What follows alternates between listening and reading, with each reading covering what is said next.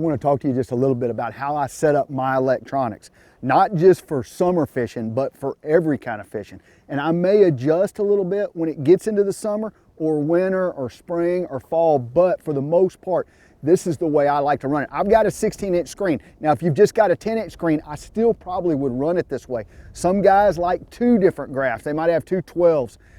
If so, I might run it just a little bit differently, but I've got 4 banks showing right here. When you look at this, I've got mapping, and I've got mapping really big because mapping is important to me.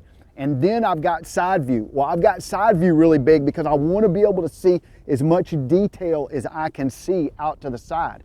Then I've got traditional sonar and clear view on top of each other. They're both fairly small on my screens, and all of my different things like my voltage and the time and the water temperature all are sitting on that screen. I like it this way because I don't need to see these two for a long period of time. I just need to see those for a short period of time. Now, when you get out there and you start graphing and you start seeing fish, see, the thing about it is a lake that's got a lot of bass, those bass may be somewhat, and say they're offshore and you're graphing them, those lakes also got a lot of fish. So what do bass look like? Well, for your different graph, you're gonna have to kind of figure that out.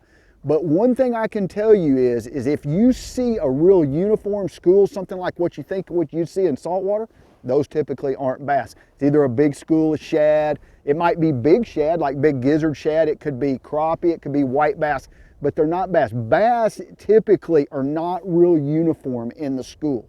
I'll show you, we'll flash up a screen that are definitely bass, and I caught a bunch of bass out of this school. That is what sometimes bass look like. And so you've got to figure that out for your graph. This is how I like setting up my sonar. You got to get out there and just spend some time in deep water to really know what you're looking at.